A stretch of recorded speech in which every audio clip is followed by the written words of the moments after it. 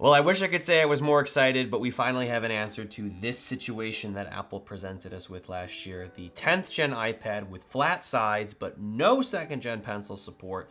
Instead, we could use the first gen pencil, which has a lightning tip on it for charging and pairing. So how does that work? Of course, naturally, USB-C cable, USB to lightning adapter into the USB port on the iPad. Super elegant and streamlined and absolutely horrific.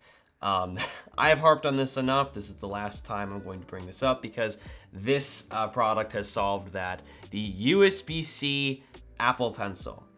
Is it revolutionary? No. Should this have been out last year? Yeah. I don't know what took them so long to create this. Maybe it was a result of backlash, or maybe this is just part of their iPad strategy. So anyway, without further ado, let's push this iPad to the side and crack this product open. It's actually kind of interesting, I'm not gonna lie, simply because of the way it's constructed. So here we are. It looks like a second gen pencil, but obviously it's not. It lacks some features, which I'll touch on. But here, let me open this up here. So very similar experience to the second gen pencil unboxing, and here it is.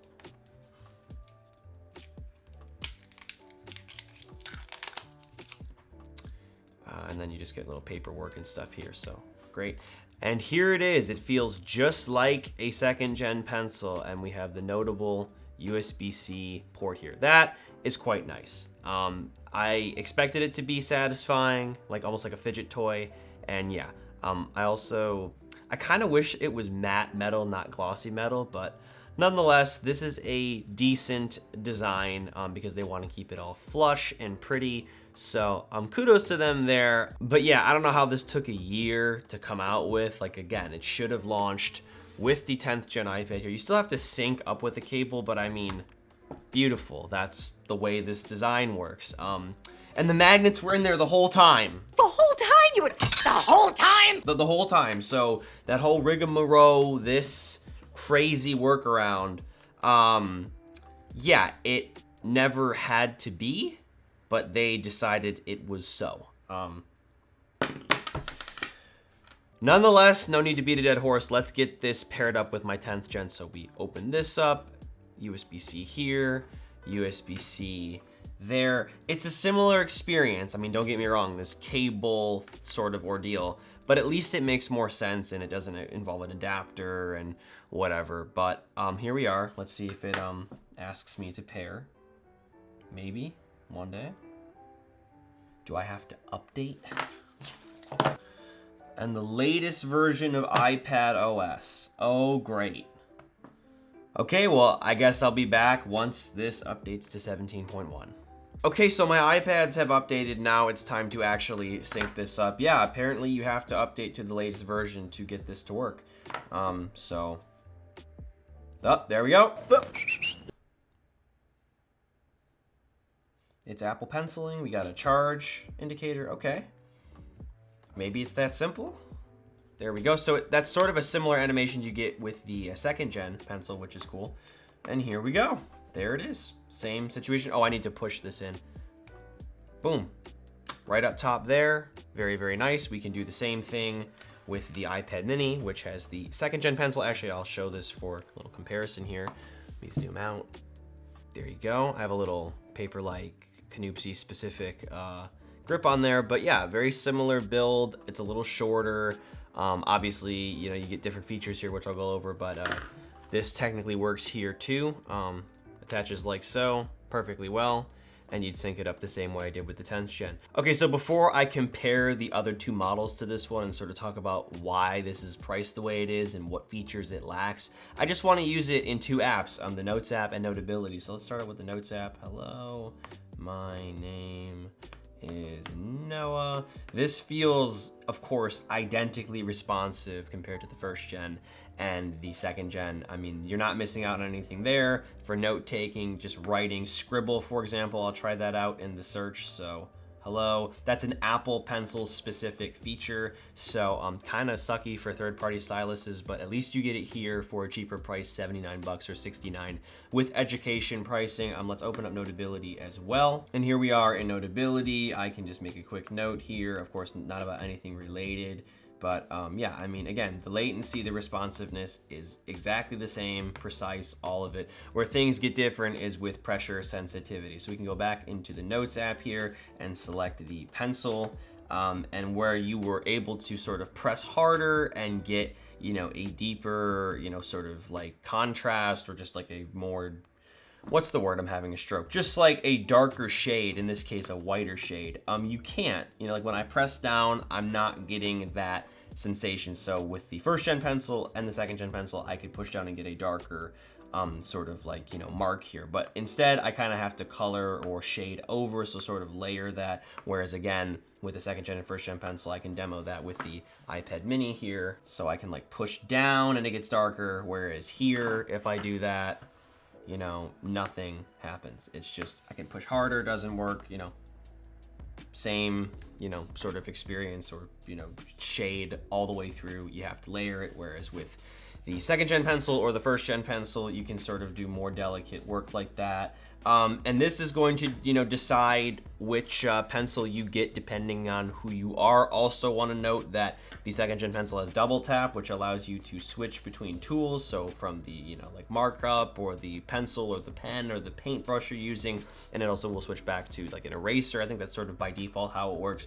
Whereas here, you don't get that. You also sadly don't get wireless charging with the USB-C pencil, although it doesn't matter with the 10th gen because it doesn't have that there, maybe because of the camera orientation. I don't know, or maybe they just decided not to put it in there. Nonetheless, if you buy this pencil for the iPad mini or the iPad Air or the iPad Pro, you have that sort of connector or, you know, sort of interface there, so you're gonna be missing out on that. And it's a pretty convenient thing. You never have to worry about charging your pencil with any of these devices, whereas with this, you know, setup, or really any setup with the USB-C pencil, you got to plug this in every few days, which isn't terrible, but, you know, it's definitely a downgrade, definitely a reason why you are not paying more for this. So yeah, they want to differentiate the second gen pencil as more of a pro, you know, higher end advanced tool.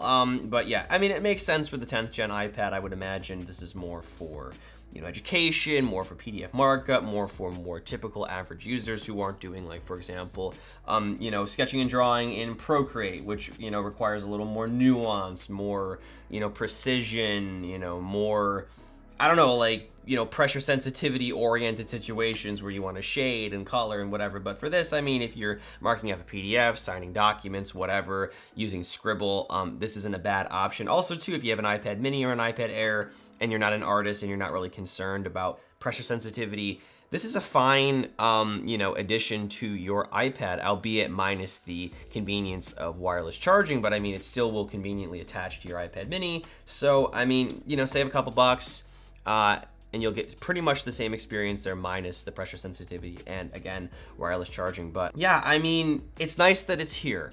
Should this have been launched a year ago? Absolutely, it would have made more sense, you know, especially coming out with the 10th gen, because it had the magnets in there the whole time. Maybe there was some kind of delay. Maybe they didn't feel like they needed it right away. Maybe they wanted to sell this later. Maybe this gives us a glimpse into, you know, the future of the iPad, you know. Maybe they have some, you know, cheaper options coming. I've heard rumors of a 11-inch iPad Air and a 12.9-inch iPad Air, and, you know, like more advanced iPad Pros and God knows what. So, you know, we don't have the full picture now, but, you know, maybe, of course we will later on. I don't know if this video is coherent. Nonetheless, though, I'm happy this exists. Again, I just am mad that we kind of had to deal with this whole ordeal for a year when this was sort of an easy fix, and could have made this make a lot more sense. The 10th gen is sort of a weird product. Honestly, it's like a worse iPad Air 4. The iPad Air 4 is still a product that I recommend because, like, it just has a better screen and Apple Pencil 2nd gen support and True Tone, and I think, well, this has True Tone, but it has sRGB instead of P3 color, etc, etc, etc. Yeah, that's my take. It's a good experience. It's definitely a cheaper experience. I do miss wireless charging. I do miss pressure sensitivity, but, you know, for the average Joe who just wants to get the job done and do some PDF markup and just navigation through iPad OS with a pencil that MSRP is almost half the cost of the more expensive version, I mean, you know, cool. Again, it just should have come out a year ago. that is my spiel. Hopefully this has been a useful video for you. I got more content coming soon. Of course, iPhone stuff, Mac stuff, Apple Watch stuff even. I have the Ultra 2 now, so I'm gonna be doing a long-term review of this. And I've switched back to the 15 Pro Max, so I have a review on that. It's getting close to my bedtime. I know for those of you who watch the channel, I'm like the notorious, I'm shooting at 2 a.m. guy. Not anymore. I am trying to go to bed and it's 12 and I'm already getting tired. So seems like my plan is working. Anyway, hope you enjoyed this video. Check out my links in the video description, Instagram, TikTok, my wallpaper pack, the whole deal. And as always, I'm Noah and I will catch you all in the next one.